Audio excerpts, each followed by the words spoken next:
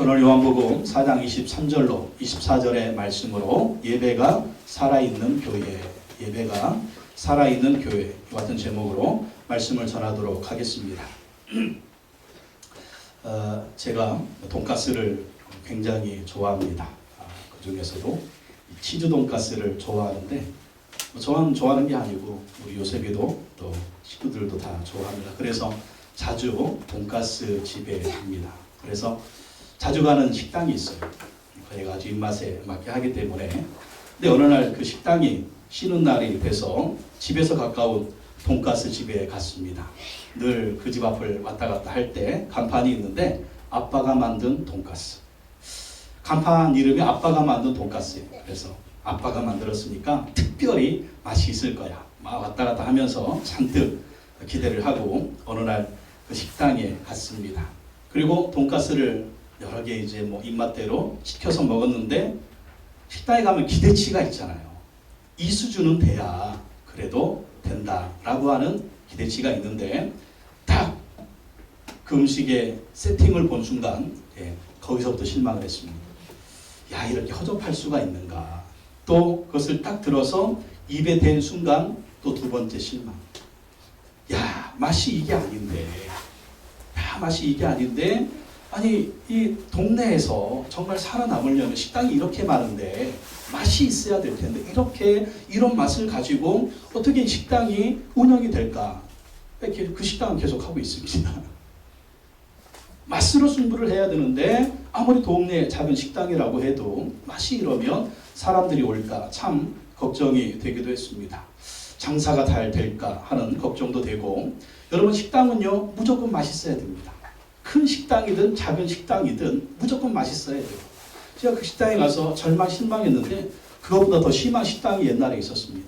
제가 옛날에 금촌에서 한 번 더 개척을 영국에 가기 전에 했던 적이 있는데 그 금촌에서 한 1년 반, 2년 정도 산 적이 있었습니다. 그때 여름 되면 또 이 삼계탕을 먹어야 되잖아요. 삼계탕을 먹으러 동네 식당에 갔어요. 삼계탕을 시켜 먹었는데 거기에서도 비주얼에 실망을 했습니다. 아무것도 없고 이 통닭이 한 마리 그 맑은 강물에 있는데 그냥 맑은 강물에서 맑은 강물에 통닭이 한 마리 있는 거예요. 그것을 먹었는데 너무 실망했어요. 아무리 동네 작은 식당이라도 그렇지 이렇게 해서 장사가 될까. 그리고 실망했던 적이 있습니다. 아무리 식당이 작고 허스름해도 맛이 있으면 맛집으로 소문이 납니다. 그리고 그 맛을 찾아서 이 맛집을 찾아서 사람들이 다니는 것을 볼 수가 있습니다. 식당과 늘 식당에 가게 되면 교회하고 비교를 하게 됩니다. 식당은 이 음식이 맛이 있어야 되는데 교회도 맛이 있어야 된다. 큰 교회든 작은 교회든 대형 교회든 작은 교회든 사람들이 많이 모이는 교회든 아니면 사람들이 작게 모이는 교회든 교회는 맛이 있어요. 근데 그 맛이 있어야 또 그 맛에 끌려서 또 교회를 찾아가게 됩니다. 근데 교회에서 제일 중요한 맛은 무엇이냐? 바로 예배의 맛이다. 예배의 맛. 그러니까 사람들이 교회에 왔을 때 제일 먼저 경험하고 대하는 것이 예배입니다. 예배. 그 예배가 맛이 있어야 또 오게 되고 또 오게 되고 또 오게 된다라고 하는 것이죠. 우리 하나님 앞에서도 우리 교회가 드려야 될 최고의 맛은 뭐냐면요, 바로 예배다라는 것입니다.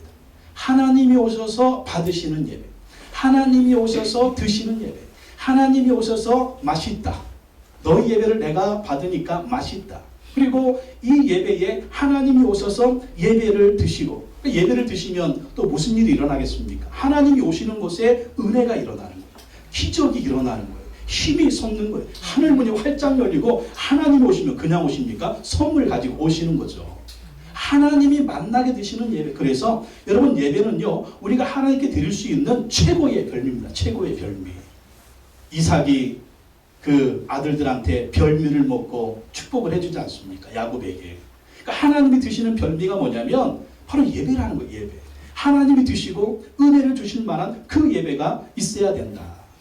또 사람들이 맛보는 예배가 있어야 된다. 사람들이 맛보는 예배. 예배 참석해서 하나님의 은혜를 경험하고 하나님 만나고 정말 용기를 얻고 격려를 얻고 응답받는 그러한 예배. 그러한 예배가 교회 가운데 있어야 된다. 쉬운 말로 하면 예배가 살아있어야 된다. 살아있는 예배. 살아있는 예배. 그래서 교회 사역 중에 제일 중요한 사역은요, 이 주일 예배입니다. 주일 예배. 그래서 이 예배가 하나님께 올려드리고, 그리고 이 예배 참석하는 분들이 하나님을 만나는, 그래서 회복되어져서 이 예배를 통해서 한 주간에 또 새롭게 힘있게 살 수 있는 은혜와 능력을 경험하는 예배가 되어야 된다라는 것입니다. 그래서 오늘 말씀을 통해서 우리가 어떻게 하면 예배인, 이 살아있는 예배, 하나님이 받으시고 우리가 은혜 받는 그러한 예배를 드릴 것인가 한번 살펴보도록 하겠습니다. 첫 번째 가장 중요한 예배의 해답이 있는데, 예배는 하나님을 위한 것이다라는 거예요. 예배는 하나님을 위한 것이다. 우리 때로 그런 생각을 합니다. 예배에 은혜 받으러 가야지. 오늘 예배를 통해서 응답 받으러 가야지. 어떻게 보면 예배 주인이 내가 되는 거예요. 근데 가장 중요한 예배 주제는 뭐냐면요, 예배는 하나님을 위한 것이다. 하나님을 위한 것. 하나님을 위한 것이다라고 생각을 하면 우리가 어떻게 해야 되겠어요? 하나님을 위해서 이 예배는, 그리고 하나님을 위해서 이 예배는 준비되어져야 된다라는 것입니다. 하나님께 드리는데 여러분 뭘 드려야 되겠어요? 최상의 것을 드려야 한다는 거죠. 그래서 하나님을 위한 예배다. 우리가 첫 번째 예배에 대해서 그러한 마음의 자세를 가져야 됩니다. 그렇기 때문에 우리가 이 예배를 하나님을 위해서 드린다. 이것이 예배를 드리면서 제일 먼저 우리 심중에 있어야 된다라는 것입니다. 왜 그렇습니까? 하나님은요, 예배를 받으시기 위해서 우리를 창조하셨습니다. 여러분, 사람들이 그릇을 만든 목적이 무엇입니까? 물을 따라 먹으려고 만든 것이죠. 우리가 보면 이 전등이나 기계나 이런 것들, 우리가 뭐 의자나 이런 것들 누구를 위해서 만들었어요? 사람을 위해서 만든 거예요. 우리가 편하게 쓰려고 만든 것입니다. 그러니까 하나님이 우리 사람을 지으신, 창조하신 목적이 있는데, 그 이유는 뭐냐면 하나님이 우리를 통해서 예배 받으시려고 만드셨다라는 것입니다. 이사야 43장 21절 말씀이죠. 다시 한번 읽어보겠습니다. 시작. 이 백성은 하나님이 백성을 지으신 목적이 있어요. 이 백성은 내가 나를 위하여 지었나니 나를 찬송하게 하려 함이라. 하나님이 사람을 만드시고 천지와 만물을 창조하신 이유가 있습니다. 하나님이 예배를 받으시려고, 하나님이 찬송을 받으시려고. 그래서 우리가 할 일은 무엇이냐? 우리 인간들이 해야 될 최고의 삶의 목적 첫 번째는 하나님을 예배하는 것입니다. 하나님을 예배하는 삶입니다. 그래서 우리가 하나님께 예배드리고 예배를 드려야 된다는 것입니다. 이 예배 명령은요, 계속해서 성경에 나오고 있습니다. 신명기 6장 4절로 5절 말씀 보면 읽어보겠습니다. 시작. 이스라엘아 들으라. 우리 하나님 여호와는 오직 유일한 여호와시니 너는 마음을 다하고 뜻을 다하고 힘을 다하여 내 하나님 여호와를 사랑하라. 하나님을 사랑하는 최고의 행위가 뭐냐면 그게 바로 예배다라는 것입니다. 하나님 모든 민족을 통해서 예배받기를 원하는데 이 모든 민족이 하나님을 예배하나요? 그러지 않으니까 우상을 섬기죠. 죄를 짓죠. 그러니까 하나님이 한 민족을 선택하신 거예요. 그 민족이 이스라엘입니다. 이스라엘. 그 민족을 특별히 아브라함과 그의 후손을 선택하셔서 그 민족을 아예 민족적으로 하나님을 예배하도록 그렇게 만들어 놓으신 거예요. 근데 그 민족만 예배하는 것이 아니라 그 민족을 하나님이 그 민족을 통해서 영광 받으시고 또 그 민족이 세계 모든 민족의 일반 가운데 하나님의 이름, 예수님의 이름을 증거해서 모든 세계가 하나님을 예배하도록 그렇게 한 민족을 선택하신 것입니다. 근데 이스라엘 그렇게 하지 않았죠. 자기들만 선민의식이 있었습니다. 우리는 하나님의 선민이고 이방인들은 지옥의 땔감이다. 그렇게 여겼어요. 그건 하나님의 마음이 아니었습니다. 이스라엘 백성들이 하나님을 예배할 뿐만 아니라 그 이스라엘 백성들을 통해서 모든 민족이 하나님을 알고 모든 민족이 하나님을 경외하고 예배하기를 원하셨던 거예요. 왜냐하면 하나님 이스라엘 민족만 창조한 게 아니시거든요. 세상의 모든 사람들, 모든 만물을 창조하셨거든요. 그렇기 때문에 하나님을 예배해야 된다라는 것입니다. 여러분, 자식이 있습니다. 자식이 있는데 내가 뻔히 아버지인데, 내가 뻔히 어머니인데 다른 사람한테 가가지고 아버지, 아버지, 어머니, 어머니 하면 여러분 기분이 어떠시겠어요? 저런 불효막심한, 내가 아버지인데 내가 엄마인데 다른 사람한테 가지고 아이고 어머니, 아이고 아버지 이러면 여러분 인간적으로도 마음이 안 좋겠죠. 하나님은 어떻겠습니까? 하나님이 창조하시고 하나님이 주인이시고 하나님이 역사하시고 하나님이 만드시고 하나님이 주관하시는데 하나님께 예배하는 게 아니라 누구를 향해서? 우상을 향해서. 그것도 돌덩이 만들어 놓고 나무로 깎아 만들어 놓고 이게 신이라고. 하나님 그걸 제일 싫어하는 거예요. 예수님이 다시 강조하셨습니다. 어떤 사람이 예수님께 묻습니다. 구약의 계명 중에 가장 큰 계명이 무엇입니까? 예수님 마태복음 22장 37절로 38절을 말씀하시죠. 읽어보겠습니다. 시작. 예수께서 이르시되 내 마음을 다하고 목숨을 다하고 뜻을 다하여 주 너희 하나님을 사랑하라 하셨으니 이것이 크고 첫째 되는 계명이요. 구약의 계명 중에 제일 큰 계명이 무엇이냐? 하나님을 사랑하는 것입니다. 마음을 다하고 뜻을 다하고 목숨을 다해서 하나님을 사랑하라. 이 하나님을 사랑하는 최고의 행위가 뭐냐? 그게 바로 예배다라는 것입니다. 예배. 하나님께 예배드리면서 내가 하나님을 사랑합니다. 내가 하나님을 경배합니다. 내가 하나님을 찬송합니다. 내가 하나님의 이름을 높여 드립니다. 이것이 바로 우리 인간의 본분인 것입니다. 그래서 하나님을 사랑하는 최고의 행위로 예배를 드려야 되는데 그 예배를 어떻게 드리라고요? 오늘 읽은 말씀입니다. 요한복음 4장 23절에 24절 다시 한번 읽어보겠습니다. 시작. 아버지께 참되게 예배하는 자들은 영과 진리로 예배할 때가 오나니 곧 이때라. 아버지께서는 자기에게 이렇게 예배하는 자들을 찾으시느니라. 하나님은 영이시니 예배하는 자가 영과 진리로 예배할지니라. 오늘 말씀을요 가만히 보세요. 아버지께서는 자기에게 이렇게 예배하는 자들을 찾으시느니라. 그러니까 하나님이 찾는 사람이 있어요. 하나님이 찾는 사람. 하나님이 만나기를 원하는 사람들이 있습니다. 하나님이 찾는 사람이 누구냐? 하나님은 영이시니 예배하는 자가 영과 진리로 예배할지니라. 하나님은 예배하는 자들을 찾으신다는 거예요. 그 예배하는 자들을 찾으셔서 그 예배를 받기를 원하신다는 것입니다. 그래서 우리가 예배할 때 영이신 하나님께 영과 진리로 예배하라는 거예요. 영은 성령 안에서 예배하는 것이고 진리는 진리 대신 예수 그리스도 안에서 예배를 드리는 것입니다.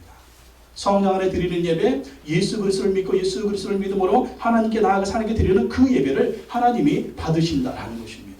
오늘도 하나님은 전 세계를 둘러보십니다. 전 세계를 둘러보시면서 하나님이 찾는 장소, 찾는 사람이 있습니다. 누구? 하나님께 예배하는 사람들. 하나님께 예배하는 장소. 하나님이 그 예배하는 장소에, 하나님이 예배하는 그 현장에, 하나님 예배하는 그 나라에, 하나님 예배하는 그 역사에 찾아오시면 무슨 일이 일어나느냐? 놀라운 축복이에요. 놀라운 축복이에요. 놀라운 축복이 많은 것입니다.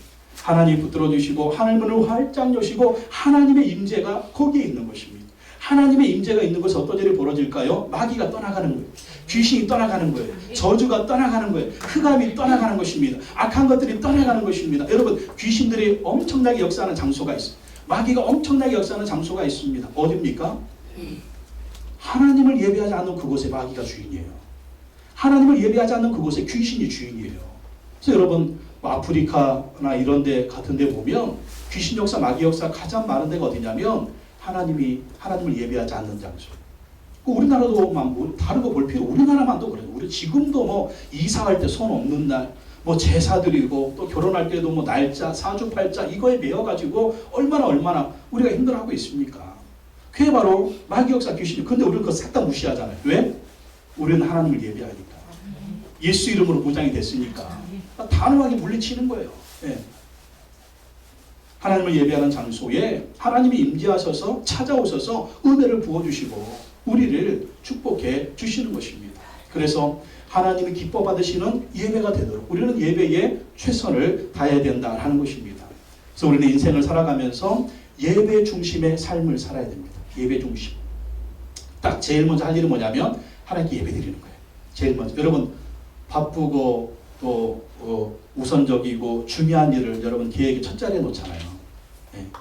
네, 무슨 일, 뭐 집안에 무슨 일 있을 때 제일 중요한 거 이거 먼저 딱 정해놓고 그 다음에 두 번째, 세 번째, 네 번째 이거지 않습니까? 근데 우리 하나님의 사람들, 아니 이 세상을 살고 있는 모든 사람들의 제일 첫 번째 급하고도 우선적인 제일 중요한 일은 뭐냐면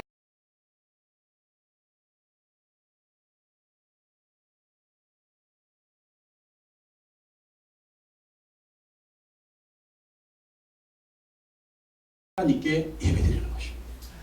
이 시간을 딱 정해놓고 그 다음에 두 번째, 세 번째, 네 번째 이 계획을 세워야 돼요. 여러분 성경에 보십시오. 아브라함을 보십시오. 이삭을 보십시오. 야곱을 보십시오. 가는 데마다 어떻게 했습니까? 가는 데마다 제단을 쌓았어요. 근데 그 문장에 보면 제일 중요한 게 있는데 여호와를 위하여 제단을 쌓았더라. 누구를 위하여? 여호와를 위하여 제단을 쌓았더라. 근데 우상은 뭐냐면 나를 위해서 만드는 게 우상이에요. 나를 위해서 만드는 게 우상이에요. 내가 복 받으려고 만드는 게 우상이에요. 근데 제단은 뭐냐면, 예배는 뭐냐면 여호와를 위하여, 하나님을 위하여, 여호와를 위하여 제단을 쌓았더라. 하나님을 위해서 그렇게 예배를 드렸습니다. 그 예배 중심에 삶을 살고 있는 그 사람들에게 하나님의 은혜를 내려주셨습니다. 그래서 우리는 예배 시간을요, 제일 중요한 시간으로 구별을 해놓아야 됩니다. 그래서 우리가 이렇게 주일 쉬는 날 주일 예배 드리고, 또 우리가 세상 사니까 어쩔 수가 없는 일이 있어요. 집안일이 있을 수가 있고, 또 직장일이 있을 수가 있고, 또 여행을 갈 수도 있습니다. 그럴 때는요, 가까운 교회에 꼭 나가셔서 예배를 드리시는, 가까운 교회 나가서 예배를 드리고, 정말 이것도 저것도 힘들어서 정말 예배 드리는 교회 장소에 나오지 못하겠다. 그때 할 수 없이 이제 인터넷 예배 드리고, 그때 할 수 없이 TV로 예배를 드리는 거예요. 예. 할 수 없을 때 그렇게 해야지. 교회 나가기 싫어. 요즘에 안 나가 교인들이 많아요. 가나안 교인들. 안 나가. 가나안. 안 나가. 이런 교인이 얼마나 많아요. 그것은 또 하나님이 기뻐하는 일이 아닙니다. 하나님은 또 이 교회 공동체를 통해서 이 예배를 하나도 기쁘게 받으세요. 그렇기 때문에 꼭 공동체 예배를 통해서 하나님께 영광을 돌려드려야 된다는 것입니다. 그래서 우리 주일 예배는요, 여러분 준비해서 드려야 돼요. 우리가 하나님을 위해서 드리는 예배이기 때문에 이 예배를 위해서 우리가 준비해야 됩니다. 언제부터 준비해야 되느냐? 토요일 밤부터 준비해야 돼요. 토요일 밤부터. 여러분 예배 10분 전에 미리 오셔서 기도와 찬송으로 준비하시고, 또 예배 듣지 않기 위해서 토요일 밤에 일찍 주무시고, 그리고 헌금도 미리미리 준비하시고, 또 봉투에다가 뭐 11조나 감사헌금 넣어서 여러분 감사 제목, 기도 제목 쓰시고, 마귀 섬기는 귀신의 종들, 그 점쟁이 무당도 그러잖아요. 정성이 부족하다. 정성이 부족하구나. 그럼 막 시퍼런 신사임당 나오고 막 이 배추잎 쑤셔놓고 막 이러면서, 하물며 귀신도, 무당도 점쟁이도 그러는데, 천지만물을 창조하신 우리 하나님, 우리를 지으신 그 하나님께 예배드리는데 우리가 정말 최선으로 준비를 해야 할 것입니다. 그저께 사우디 국왕 압둘라 국왕이 90세로 돌아가셨죠. 그분의 재산이 18조 원, 18조 원. 우와, 모슬렘의 시아파인가요? 무슨 파에 이제 수장이 되고, 거기에 어디 갔을까? 생각해 보십시오. 국왕 18조 원. 부귀의 영광을 누리고 모슬렘의 시아파의 수장인데 어디 갔을 것 같아요? 당연히 지옥이죠. 그러나 우리는 18조 원이 아니라 18만 원밖에 없어도, 우리 통장에 18,000원밖에 없어도 우리가 하나님께 예배드리면 이 세상 떠나는 날 우리는 천국 가게 될 줄로 믿습니다. 네. 여러분 거의 우리 최종 정착지거든요. 하나님 부르시면 다 가야 돼요. 18조 원의 부자도 국왕도 하나님 부르시면 다 가야 됩니다. 가면 누구 앞에 서야 돼요? 하나님 앞에 서. 하나님 앞에 섰을 때 그 천국에서 하는 것이 뭐냐면, 천국에서는 예배만 드려요. 하나님께 예배만 드려요. 하나님께 예배만 드려요. 그래서 우리가 예배자의 이 모습이 이 땅에서 준비가 잘 돼야 돼요. 천국 갔을 때 낯설지 않게. 예배가 낯설지 않게. 우리가 갈 곳이 그곳인데 하나님 부르시면 다 놓고 가야 됩니다. 그때가 언제인지는 몰라요. 그 순간까지 우리는 하나님을 예배하는 것을 멈추면 안 됩니다. 그래서 여러분 예배 드리는 일에 최선을 다하시고 하나님을 위해서 늘 예배를 드리시기 바랍니다. 또 두 번째 정말 중요한 건 뭐냐면요, 예배는 나를 살리는 것이다. 두 번째가 이제 예배는 나를 살리는 거예요. 예배를 드리면 내가 삽니다. 우리가 하나님께 예배드리고 주님의 이름을 높여드리고 주께 영광 돌렸는데 누가 오신다고요? 그러면 하나님이 오신다니까요. 하나님이 오시면 뭘 가지고 오시냐? 은혜를 가지고 오시는 거예요. 축복을 가지고 오는 거예요. 능력을 가지고 오는 거예요. 권능을 가지고 오는 거예요. 하나님이 세상의 주인이지 않습니까? 생사화복의 주인이지 않습니까? 복을 주시는 분이 하나님이잖아요. 복의 근원 강림하사 찬송하게 하소서. 누가 오신다고요? 복의 근원 강림하사. 귀신이 오면 무슨 역사가 이루어지겠어요? 여러분 마귀가 오면 무슨 역사가 이루어지겠습니까? 여러분 하나님이 오시면 무슨 역사가 이루어지겠어요? 복의 근원 강림하사 찬송하게 하소서. 하나님이 복의 근원이라니까요. 그 복의 근원 되신 하나님께서, 우리의 생사화복을 주장하신 하나님께서 오셔서 우리에게 은혜를 주시고 축복을 주신다는 것이죠. 여러분 성경에 하나님이 얼마나 많은 축복의 약속을 주셨습니까? 이 약속이 이스라엘 민족에게만 주신 거 아니에요. 하나님을 예배하는 모든 백성에게, 예수 그리스도를 믿는 모든 백성에게 이 약속은 유효하다라는 것입니다. 그래서 하나님의 축복을 받기 위해서는 우리가 예배를 드려요. 예배드리는 그 현장에, 예배드리는 그 장소에, 예배드리는 그 사람에게, 예배드리는 그 가문에, 예배드리는 그 민족에, 예배드리는 그 역사에 하나님 복을 주신대. 그 십계명에 명령하지 않으셨습니까? 출애굽기 20장 2절로 6절 말씀 다시 한번 읽어보겠습니다. 시작. 나는 너를 애굽 땅 종되었던 집에서 인도하여 낸 내 하나님 여호와라. 너는 나 외에는 다른 신들을 내게 두지 말라. 너를 위하여 새긴 우상을 만들지 말고 또 위로 하늘에 있는 것이나 아래로 땅에 있는 것이나 땅 아래 물속에 있는 것에 어떤 형상도 만들지 말며 그것들에게 절하지 말며 그것들을 섬기지 말라. 나 내 하나님 여호와는 질투하는 하나님인즉 나를 미워하는 자의 죄를 갚되 아버지로부터 아들에게로 3, 4대까지 이르게 하거니와 나를 사랑하고 내 계명을 지키는 자에게는 천대까지 은혜를 베푸느니라. 할렐루야. 천대까지 하나님의 은혜와 축복 받으시기 바랍니다. 누구에게? 하나님을 사랑하고 하나님의 계명을 지키는 자. 누굽니까? 하나님을 사랑해서 하나님을 예배하는 자에게, 그 자녀에게 1대, 2대, 3대, 4대, 5대, 6대, 10대, 1000대. 천대는 뭐예요? 세상 끝날까지 축복하신다는 거예요. 세상 끝날까지. 이 영광을 하나님께 돌리며 세상 끝날까지 자자손손 축복하시고 우상을 섬기고 이방신을 섬기고 하나님께 드릴 그 영광을 헛된 우상에게 드리는 자들 어떻게 하신다? 3, 4대까지 줘요. 3, 4대까지. 여러분이 하나님의 약속이 이루어진 지 주신 지 3000년이 지났거든요. 근데 이 말씀이 이루어졌습니까? 안 이루어졌습니까? 그대로 이루어지잖아요. 우리 역사를 연구할 필요가 있어요. 성경에도만 보면 하나님이 출애굽할 때 이 십계명의 약속을 주시고 이스라엘 백성들이 하나님을 잘 섬길 때는 최강 이스라엘이 되었어요. 근데 이 말씀에 불순종하고 우상을 섬깁니다. 이방신을 섬깁니다. 금송아지 만들어 놓고 아스라드를 만들어 놓고 다른 이방신들을 섬길 때 이스라엘 어떻게 됐습니까? 이방 나라에 침공받게 하시죠. 그리고 심지어 하나님의 말씀 하나도 안 들으니까 바벨론은 완전히 멸망해서 포로가 되어서 70년 동안 나라 없는 백성으로 살게 되죠. 그것뿐입니까? 메시아 예수님이 오셨는데 예수님을 십자가 못 박아 죽였을 때 2000년 동안 나라 없는 백성으로 세상을 떠돌지 않았습니다. 하나님의 말씀은 그대로 이루어진 것을 볼 수가 있습니다. 그래서 우리가 하나님의 복을 받기 위해서, 하나님의 은혜를 받기 위해서는 하나님께 예배드려야 되는데 그 예배가 나를 살리고 나의 가정을 살리고 나의 가문을 살리고 우리 자녀를 살리고 우리 후손을 살리고 이 나라 이 민족을 살리게 될 줄로 믿습니다. 미국에 하나님을 잘 섬겼던 조나단 에드워드라는 목사님이 있습니다. 이 조나단 에드워드 목사님, 미국에 큰 영적인 부흥운동을 일으켰던 그런 목사님이었습니다. 이 목사님에게 아내 사라가 있었고 12명의 자녀가 있었습니다.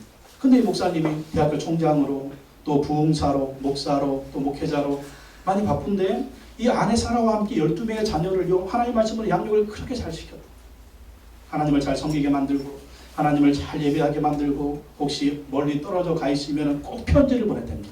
꼭 편지를 보내가지고 아이들이 신앙생활을 잘하고 있는지 영적인 상태가 괜찮은지 혹시 죄짓고 있지는 않은지 뭐 지금의 우리는 뭐 핸드폰이 있고 뭐 문자가 있고 뭐 카톡도 있고 하니까 얼마나 그렇게 하기가 좋아요.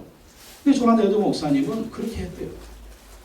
그래서 이 어떤 사람이 조나단 에드워드 목사님의 그 가문을 조사를 했답니다. 목사님이 그렇게 12명의 자녀들을 훈련시키고 그 12명의 자녀가 하나님을 잘 섬긴 게 근데 이것이요 자자손손 이어진 거예요.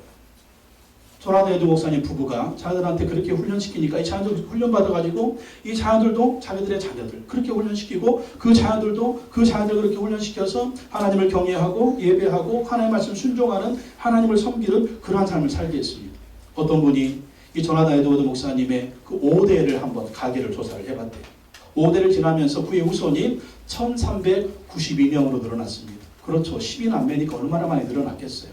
그 5대 가문을 조사하면서 그 후손들이 어떻게 됐나 쭉 조사를 해보니까 1392명의 후손 중에 부통령이 한 사람이 나왔고요. 대학 총장이 13명이 나왔고요.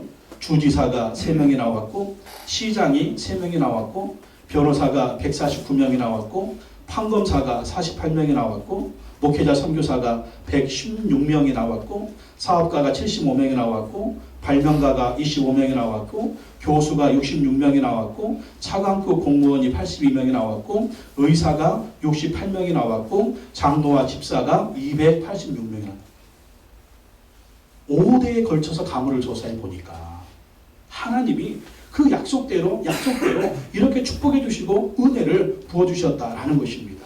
여러분 남한과 북한의 경제력을 뉴스에 자꾸 나오지만 70년대만 해도요 북한이 남한보다 훨씬 잘 살았답니다. 6.25 전쟁 끝나고 70년대 76년도까지 북한이 남한보다 잘 살았어요. 근데 76년에 남한이 북한의 경제력을 추월하게 됐습니다. 그게 뭐냐면 하나님이 이 나라의 민족을 축복해 주신 거예요. 우리가 얼마나 하나님 믿는 백성들 70년대 80년대 이 부흥의 불길이 얼마나 많이 일어났습니까? 네? 그 즈음에 저희 시골에도 교회가 생겨가지고 교회 다니기 시작했는데 엄청난 부흥이 하나님 예배하는 백성이 많아졌습니다. 근데 북한에서는 그 즈음에 뭘 했냐면 김일성 우상화 또 그 아들 김정일 우상화를 시켰어요. 그 김일성 우상화 이게 뭐냐면 김일성이 신이에요. 김정일이 신이에요. 뭐 지금은 김정은까지 나와가지고 꼭 성경에 있는 걸 다 따라해요. 뭐 삼위일체, 삼위일체, 김일성, 김정일, 김정은 지들이 무슨 하나님이야? 이렇게 하나님으로 만들어 놓으니까 어떤 일이 벌어지느냐? 76년도에 한국이 북한의 경제력을 첫 번째로 추월하게 됩니다. 그리고 79년도에 2배의 경제력으로 돌파를 해요. 근데 79년이 어떤 연도냐면 김일성, 김정일 우상화 작업을 마친 때가 그때예요. 그때가 79년이 그 79년에 정확히 남한의 경제력, 북한의 경제력을 2배로 돌파하고 87년도에는 3배로 돌파를 하고 지금은 한국이 북한보다 28배는 더 잘 사는 그런 나라가 되었다는 것입니다. 남한 인구 1000만이 넘었죠. 북한 인구 2400만. 굶어 죽어가지고 탈북한 청소년들 하루는 또 고등학교에 갔답니다. 탈북한 청소년을 고등학교에서 안 받아주더래요. 한 고등학교에 갔는데 교장 선생님이 물었답니다. 너희들의 꿈이 무엇이냐? 그랬더니 그 아들이 그러더래요. 굶어 죽는데 꿈이 뭡니까? 굶어 죽지 않으려고 북한에 탈출했다는 굶어 죽는데 무슨 꿈이냐고. 그게 북한의 현실이라는 것입니다. 오바마 대통령 어제 생전 얘기한다고 얘기했죠. 군사력 쓰지 않더라도 북한은 망할 것이다. 이게 세계의 모든 사람들이 얘기하는 그러한 북한의 미래입니다. 국민도 먹이지 못하는 나라가 무슨 나라냐. 군사력을 쓰지 않더라도 북한은 자동적으로 멸망할 것이다. 왜 잘 사는 나라가 그런 남한보다 못 사는 나라가 되었고 망하는 나라가 되었습니까? 우상을 섬기니까 그래요. 김일성, 김정일 우상화시키고 교회 문 닫아버리고 믿는 사람들 다 쫓아내버리고 죽이고 지금도 얼마나 지하교회 성도들이 고난을 당하고 있습니까? 하나님을 섬기고 하나님을 예배하니까 이 나라의 민족 대한민국을 하나님이 축복해 주시고 은혜를 부어 주시는 것입니다. 이스라엘 백성들도 하나님을 예배하고 잘 섬길 때 하나님 큰 복을 주시는 거예요. 하나님을 잘 섬겼던 이스라엘 왕 누굽니까? 다윗왕이죠. 다윗왕은요 정말 예배를 잘 드려가지고 하나님의 큰 복을 받은 사람이에요. 다윗왕의 출신이 어떤 출신이에요? 목동 출신. 사무엘이 하나님이 이새의 아들들 가운데서 기름 부어 왕을 세우라고 그러니까 그 활용제 중에 7명을 딱 세우고 이 중에서 하나 찾으라 그랬어요. 아버지가 막내를 무시했다니까. 아버지도 무시하는 막내, 형제들도 무시하는 막내예요. 근데 아무리 찾아봐도 하나님이 사무엘에게 이 기름 부음 받을 만한 자식이 없다. 애가 또 있습니까? 있기는 한데 좀 들떨어진. 있기는 한데 좀 부족한. 어딨냐고. 저기 들판에 가서 지금 양을 치고 있는데 걔는 왕감이 아니라고. 근데 불러오라고. 불러오는데 보자마자 그 얼굴에 얼굴빛이 붉고 용모가 뛰어나고 막 은혜가 있고 광채. 그게 뭐냐? 그 배우에 뭐가 있는 거예요? 그 배우에 성령의 역사가 있는 아이였어요. 그 배우에 하나님의 임재가 있는 아이였어요. 다른 7 형제들은 잘생겼죠. 키도 크죠. 외모로 볼 때는 뛰어난데 그 뒤에 영적인 배경이 없는 거예요. 하나님이 밀어주지를 않는 거예요. 다윗은 그 목동 치면서 뭘 했느냐? 그 들판에서 하나님을 예배했다니까요.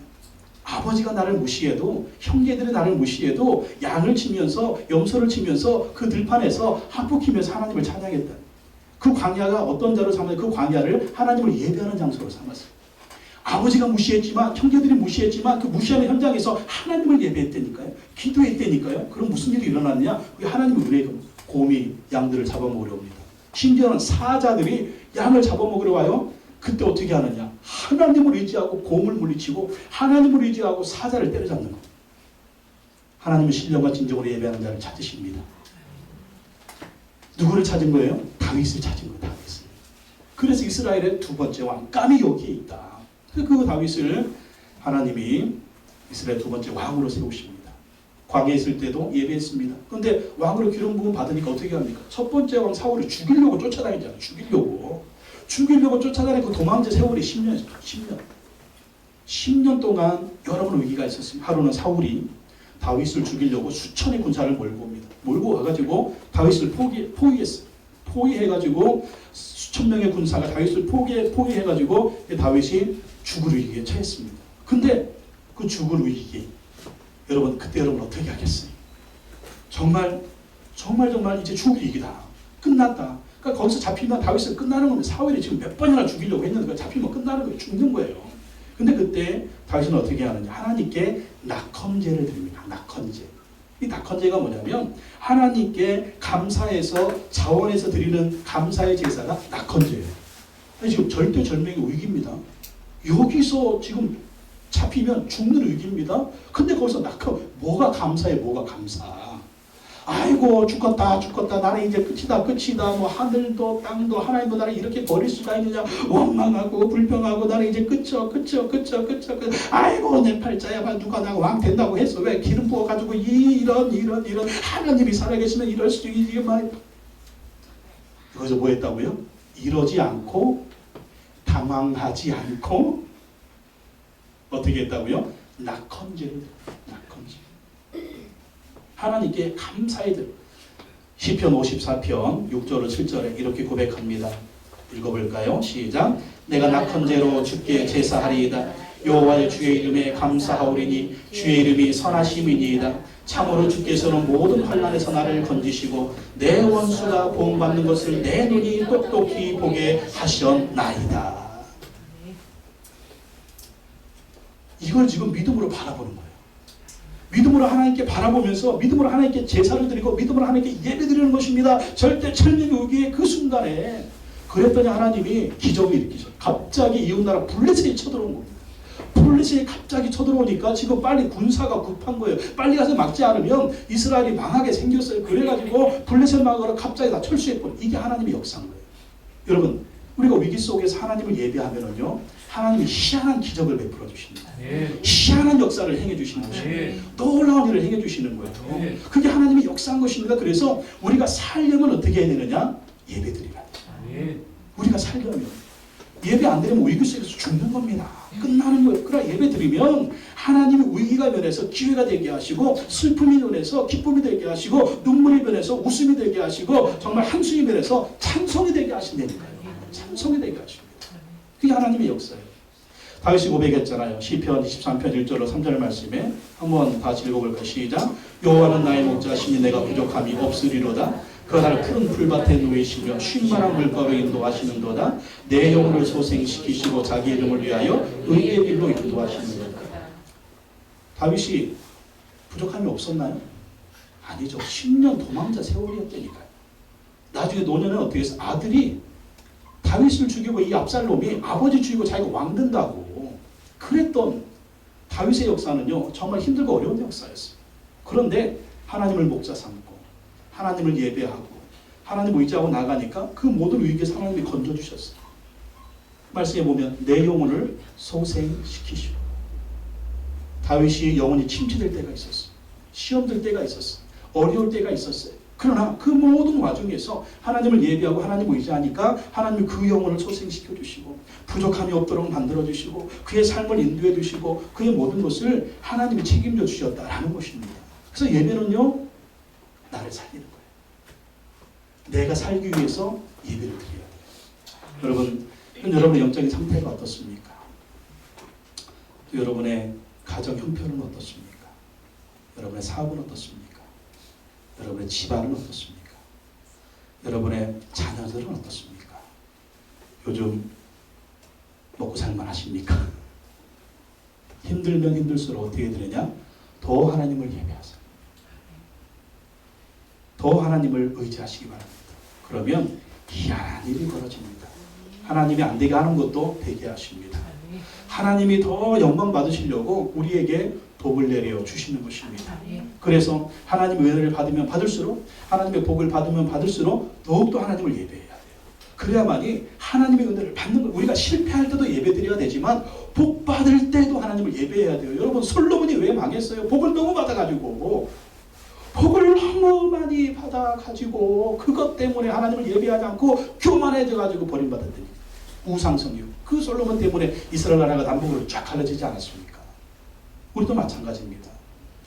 어려울 때도 하나님을 예배하고, 그리고 복을 받을 때도 늘 하나님을 예배해요. 초지일관. 이 초지일관의 예배의 모습을 가진 사람이 바로 다윗이었습니다. 다윗. 그렇기 때문에 다윗은 그가 죽을 때까지 늘도록 부하고 존귀함을 누리다가 하나님의 때가 되니까 그를 불러가신 것을 볼 수가 있습니다. 우리가 성공적인 인생을 살기 위해서는 늘 우리 마음의 닻을 예배에 딱 고정시켜야 됩니다. 그래서 이 시간 하나님께 영광을 돌리고 또 하나님 부어주시는 은혜를 받아서 승리하고 또 승리하시기를 예수님의 이름으로 축원합니다. 기도하겠습니다. 하나님 아버지 감사합니다. 하나님, 우리를 지으신 목적은 예배를 받으시려고 지으셨습니다. 주님, 우리가 이 세상 사는 동안 천국에 완전히 들어가는 그 순간까지 오직 하나님만을 예배하는 삶이 되게 하여 주시옵소서. 예배드리는 그 장소에 하나님이 오십니다. 오셔서 우리를 살려주십니다. 우리를 붙들어 주십니다. 힘을 주십니다. 용기를 주십니다. 어려움이 있을 때, 고난이 있을 때, 시련이 있을 때, 환난이 있을 때, 아니 모든 것이 잘 될 때도, 성공할 때도, 복을 받을 때도 하나님을 예배하는 예배자가 되게 하여 주시옵소서. 그래서 끝까지 인생의 항해 승리하며 마칠 수 있도록 인도해 주시옵시고, 천국에 안전하게 들어가 하나님께 칭찬받고 인정받는 우리 모두가 되게 하여 주시옵소서. 2015년 예배에 승리하는 한 해가 되게 하여 주시옵소서. 하나님을 기쁘시게 하는 예배에 최선을 다할 수 있는 우리가 되게 하셔서 하늘의 복과 땅의 복을 받게 하시고 하나님 앞에 존귀 쓰임 받을 수 있는 우리 모든 성도님들이 되게 하여 주옵소서. 예수님의 이름으로 기도하고 나이다. 아멘. 우리 기도하겠습니다. 2015년 우리 모든 인생 가운데 하나님을 예배하는 예배자가 되게 하시고, 또 여러분 2015년의 기도 제목 놓고 우리 다 같이 주를 찬하시고 통성으로 기도하겠습니다.